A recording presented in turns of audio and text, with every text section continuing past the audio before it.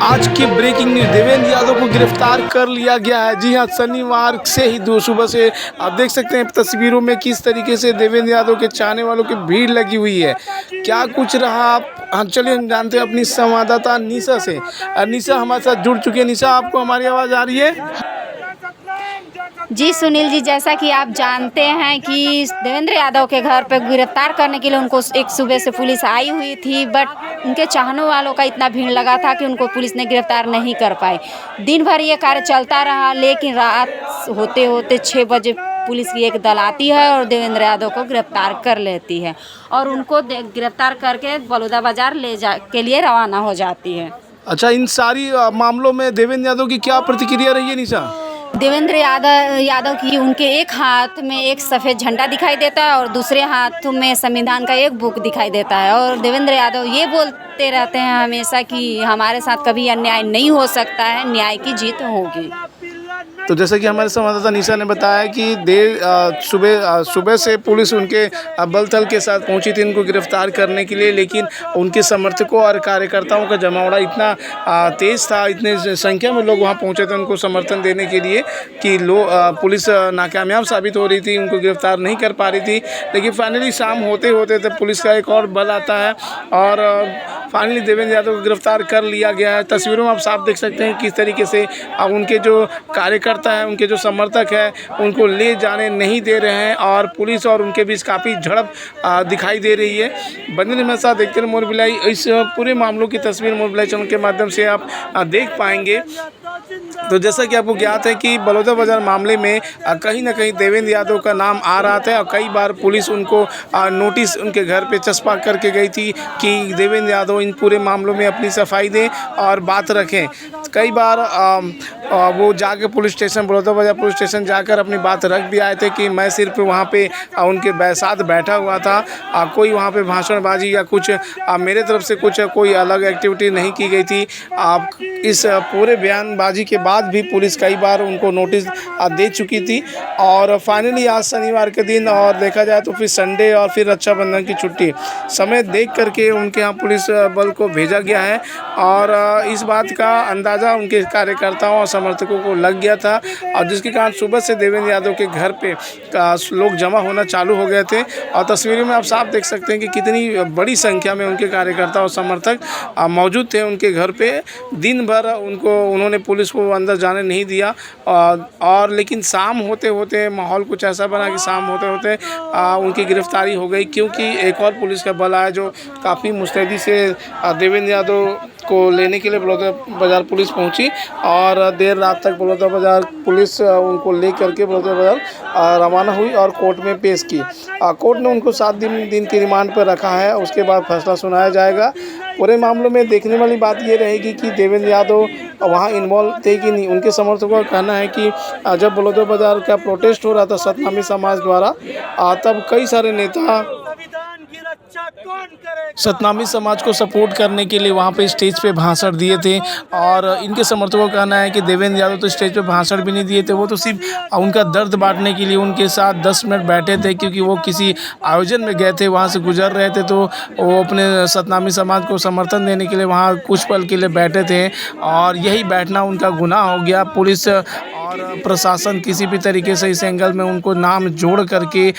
उनको फंसाने का प्रयास कर रही है। उनके समर्थकों का कहना ये है और जो जय स्तंभ को तोड़ने वाले जो दोषी थे उन पे कोई सीबीआई जांच नहीं हो रही है और न ही भाजपा के जो लोग हैं जो वहाँ पे स्टेज पे भाषण दे के आए थे उन पे कोई कार्रवाई हो रही है। सीधा उनका कहना है कि देवेंद्र यादव को टारगेट किया जा रहा है। उनके समर्थकों से जब बात हुई तो उन्होंने यहाँ तक बता दिया कि जब से देवेंद्र यादव राहुल गांधी के साथ भारत जोड़ो न्याय यात्रा पे गए थे तभी से देवेंद्र यादव कहीं ना कहीं बीजेपी की नज़रों में खटक रहे थे, ऐसा कहना है उनके समर्थकों का, क्योंकि देवेंद्र यादव लगातार महापौर फिर विधायक और 2 बार विधायक के पद जीत चुके थे। इनको डर था किसी न किसी कारणवश कि ये तो जनप्रतिनिधि न बन जाए, मंत्रिमंडल में मंत्री पद न ले ले, इसी बात का डर था और उन्हें किसी न किसी कारण से किसी न किसी केस में फंसाने का प्रयास किया जा रहा है, इनका ऐसा समर्थकों का कहना है। सतनामी समाज भी लगातार सुबह से इनका प्रोटेस्ट में में खड़े प्रोटेस्ट कर रहे थे, इनके विरोध कर रहे थे। पुलिस गो बैक का नारा लग रहा था, साएं की पुलिस वापस जाओ, साएं की पुलिस वापस जाओ, कुछ इस तरीके से नारा से आसमान गूंज उठा था। सुबह से समर्थक देवेंद्र यादव के घर पे जमावड़ा चालू कर दिए थे और पुलिस बल थल के पास पहुंची थी, लेकिन सुबह से नाकामयाब साबित हो रही थी। उनके समर्थक अंदर जाने नहीं दे रहे थे। तस्वीरों में आप साफ देख सकते हैं कि कितनी संख्या में लोग देवेंद्र यादव को सपोर्ट करने के लिए आए हैं। उनके समर्थकों का कहना है कि ये देवेंद्र यादव के कार्य है, किए हुए कार्य हैं, जिसके प्रतिफल स्वरूप इतने सारे लोग उनको सपोर्ट कर रहे हैं, उनको चाहने वाले हैं। और शायद इसी बात का डर बीजेपी को है कि कहीं ये मंत्री पद न ग्रहण कर ले, क्योंकि जिस तरीके से देवेंद्र यादव युवा को आगे लेके चलते हैं, अपने साथ लेके चलते हैं, लोग उनके साथ जुड़े रहना चाहते हैं। और यही कारण है कि जो भाजपा के लोग हैं उनसे हमेशा दुश्मनी साधते हैं और किसी न किसी काम में उनको फंसाने का प्रयास करते हैं, ऐसा उनके समर्थकों का कहना है। एक महिला समर्थक से जब बात हुई तो उन्होंने बताया कि देवेंद्र यादव ने काफ़ी सारे काम करवाए, जैसे कि इंग्लिश मीडियम स्कूल खुलवा दिए और भी बहुत सारे ऐसे काम कराए हैं जो कोई बीजेपी के मंत्री ने नहीं करवाया, जिसके चलते देवेंद्र यादव लोगों के प्रिय बने हुए थे और यही कारण था कि वो बीजेपी के नज़रों में खटक रहे थे, ऐसा उनके समर्थकों का कहना है। हम समर्थकों की आपको भीड़ दिखाएंगे किस तरीके से लोग देवेंद्र यादव के निवास स्थान सेक्टर 5 भिलाई में सुबह से जमावड़ा लगाए हुए थे और क्या कुछ कह रहे थे, हम आपको पूरी तस्वीरों में बताएंगे। फिलहाल आपको बता दें कि देर होते होते तक शाम तक बलौदाबाजार की पुलिस से रवाना होती है, देवेंद्र यादव को लेकर और कोर्ट में पेश करती है। लेकिन इस बीच जो ड्रामा चला, आप पूरी तस्वीरों में देख सकते हैं कि उनके समर्थक पुलिस डिपार्टमेंट को आगे बढ़ने नहीं दे रहे थे और काफ़ी झड़प हो रही थी उनके बीच में। पूरी तस्वीरों में साफ देखा जा सकता है कि समर्थक किस तरीके से पुलिस के काम में रोड़ा अटका रहे थे। सुबह से लोग उनके घरों के सामने जमा होना शुरू हो गए थे और लोगों का कहना यही है कि किसी न किसी तरीके से पुलिस पे दबाव है और इसी दबाव के चलते पुलिस देवेंद्र यादव को किसी न किसी मामले में घसीटना चाहती है, क्योंकि कई बार इससे पहले भी कई बार कारण बताओ नोटिस जारी किया गया था, उनके घर के निवास स्थान पे नोटिस चस्पा कर दिया गया था और पूरे मामलों की सफाई देते हुए देवेंद्र यादव बलौदाबाजार पुलिस स्टेशन पहुंचे थे और उन्होंने पूरी घटना की जानकारी भी दी थी कि मैं 10 मिनट के लिए उनके साथ बैठा था उनके समर्थन में, बाकी इस आगजनी और जो घटना हुई उससे मेरा कोई लेन देन नहीं है।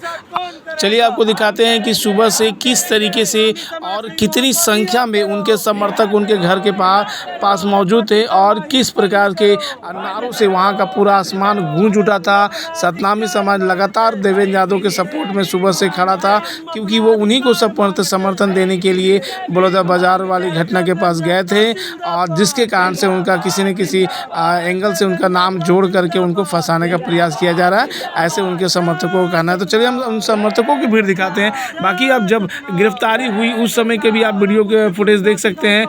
किस तरीके से समर्थक उनको ले जाने से रोक रहे हैं और देवेंद्र यादव के हाथों में एक सफ़ेद झंडा और संविधान की किताब दिखाई दी और वो लगातार कहते रहे कि मेरे साथ अन्याय नहीं हो सकता, हमारा संविधान पे पूरा भरोसा है, संविधान किसी के साथ अन्याय नहीं करता है, हमारा देश का संविधान सबसे बड़ा संविधान है और मुझे खुशी है कि इतने सारे लोग मेरे समर्थन में खड़े हैं, मुझे आपका प्यार मिला है तो मुझे किस बात का भय है, मैं खुशी बलौदाबाजार पुलिस के साथ जाने के लिए तैयार हूँ। पूरे मामलों में क्या अपडेट रहेगा जानने के लिए देखते रहिए मोर भिलाई।